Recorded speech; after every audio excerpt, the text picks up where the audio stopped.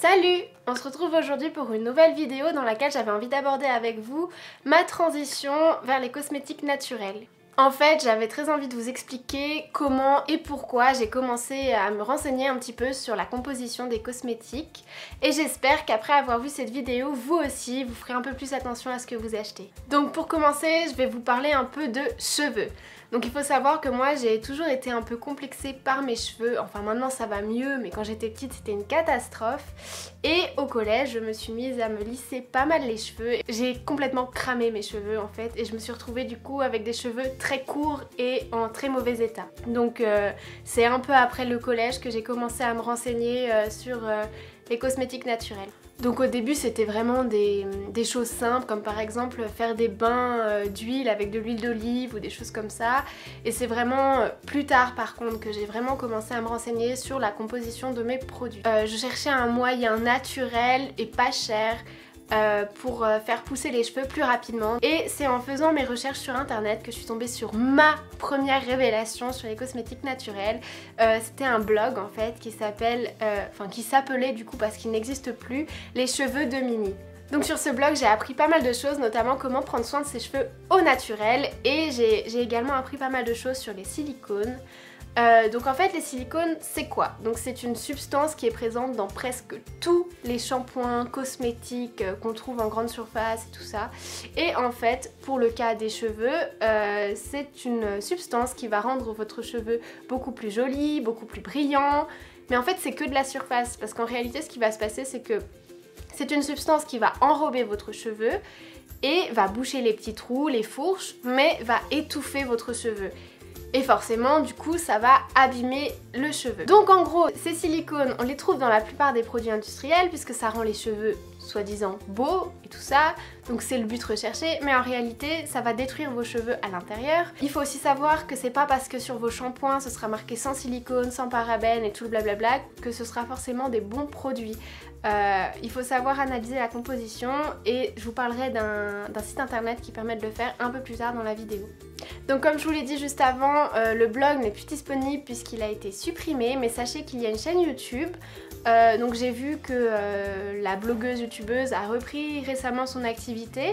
Donc elle a changé un peu de domaine, mais les anciennes vidéos sont toujours disponibles, donc je vous mettrai le lien en barre d'infos. Sachez également, si ça vous intéresse, qu'elle a sorti son bouquin et il est hyper intéressant, donc il est composé de 3 parties. Donc il y a une première partie sur apprendre à connaître ses cheveux. Donc où elle explique un peu qu'est-ce qu'un cheveu, quel est votre type de cheveux, tout ça, comment commencer sa transition. Il y a une deuxième partie du coup sur les 14 commandements et règles pour avoir de beaux cheveux. Et il y a une dernière partie à la fin, il faut que je la trouve, pardon, sur faire pousser ses cheveux plus vite parce que de base c'était le thème du blog. Elle donnait des solutions pour faire pousser les cheveux plus vite et pour avoir de beaux cheveux. Donc si jamais ce livre il est disponible sur Amazon, je vous mettrai aussi le lien en barre d'infos. Moi je l'ai acheté et personnellement j'en suis très contente. Après moi j'allais tout le temps sur son blog, du coup la plupart des choses qui sont dans ce livre je le savais, mais vu que le blog n'est plus disponible, bah, c'est une bonne alternative. Bon, maintenant qu'on a parlé cheveux, on va parler un peu plus de la peau, parce que la peau aussi, mine de rien, elle est pas mal concernée. Ça, moi ça a été une transition un peu plus récente puisque ça fait seulement environ 6 mois que je fais attention aux produits que j'utilise pour ma peau. Il faut savoir que moi je suis vraiment pas gâtée avec ma peau, j'ai de l'acné depuis que j'ai 12 ans, quand j'étais plus jeune j'avais des gros problèmes d'eczéma, j'avais des grosses plaques là, même sur les paupières, derrière les genoux, sur les bras. J'ai une peau qui marque beaucoup. Bref, j'ai une peau à problème. Et donc c'est l'année dernière en fait, j'ai eu une poussée d'acné assez importante et je dois dire que j'en avais vraiment ras-le-bol parce que comme je vous l'ai dit juste avant, j'ai de l'acné depuis l'âge de 12 ans. Donc j'en ai eu marre et j'ai commencé à faire des recherches un petit peu pour se débarrasser de l'acné naturellement. Donc c'est là que j'ai eu ma deuxième révélation pour les cosmétiques naturels puisque je suis tombée sur le merveilleux blog de Peau-Neuve et franchement je la remercie pour son boulot parce qu'elle fait un boulot formidable. Et donc j'étais tombée sur l'article le défi anti-acné en fait qui d'ailleurs je trouve marche plutôt pas mal. Si jamais ça vous intéresse, je vous mettrai le lien dans la barre d'infos. Et j'ai vraiment adoré son blog parce qu'elle propose des astuces naturelles pour vraiment tout en fait. Ça peut aller des problèmes de peau, problèmes de cheveux, aux soins bronzants, aux pastilles de lave-vaisselle maison, enfin vraiment il y a de tout et j'ai vraiment adoré ce blog. Du coup j'ai commencé également à la suivre sur les réseaux sociaux. Si tout ça vous intéresse en fait je vous conseille vraiment de la suivre parce qu'elle donne vraiment des bons conseils. Et donc le jour où j'ai eu une vraie révélation, c'est le jour où elle a fait un post en fait sur Instagram sur les marques qui font du greenwashing. Du green quoi? C'est un peu la réaction que j'ai eue en fait quand j'ai lu ces deux mots, en fait je ne savais pas du tout ce que c'était. Et donc en fait le greenwashing c'est un peu faire passer un produit pour un produit naturel alors qu'il ne l'est pas. C'est le cas de pas mal de marques. Après je vous invite à regarder sur internet un peu marques et greenwashing et je pense que vous trouverez des listes assez grandes.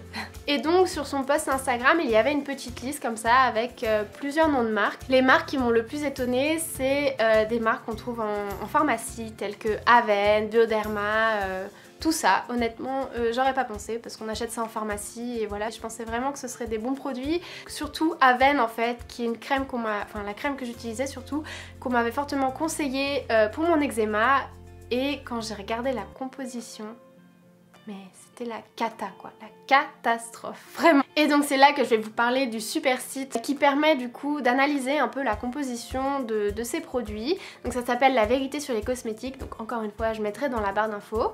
Et donc ça permet de regarder pour chaque ingrédient si c'est des bons ingrédients ou des mauvais ingrédients. Et il y a souvent des petites annotations qui expliquent un peu ce que c'est. Et donc comme je vous l'ai dit, la composition de ma crème Aven, je crois que c'est la crème Trixera plus baume émollient, un truc comme ça, était assez catastrophique. Déjà rien qu'au niveau du premier ingrédient, et là c'était mon plus gros choc, je vois dérivé de pétrole. Et là je me suis dit mais t'es en train de mettre du pétrole sur ta peau en fait. Ça me donnait pas vraiment envie. Je vais vous mettre le reste de la composition. Donc vous allez voir, c'est vraiment pas terrible. Et autant vous dire qu'après ça, je n'ai plus jamais utilisé cette crème et toute autre crème d'ailleurs. J'ai tout remplacé. Voilà. Et donc, si vous vous demandez par quoi j'ai remplacé cette super crème Aven, je l'ai remplacée tout simplement par celle-ci. Donc c'est une crème qui vient de chez Velleda. Au calendula et franchement je la trouve aussi nourrissante que la crème Aven sauf que la composition est nickel. Bon après honnêtement j'aime pas trop l'odeur mais franchement je m'en fiche quoi. En plus le calendula c'est super bien pour l'eczéma donc voilà, vu que de temps en temps j'ai 2-3 plaques qui reviennent, c'est top.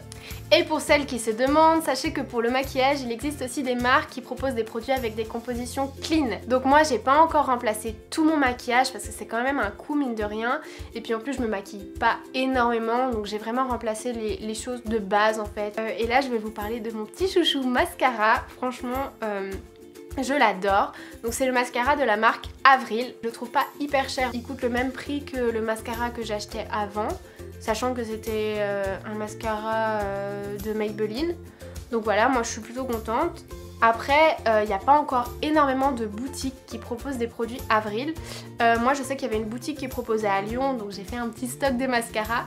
Mais sinon vous pouvez commander sur le site internet. Et il y a parfois Vente Privée qui fait des ventes avec cette marque là. Donc du coup pour résumer cette vidéo, faites attention à la composition de vos produits. Mon but à moi c'est pas de vous dire bon bah là ça va pas, faut que vous changiez tous vos produits, prendre du 100% naturel.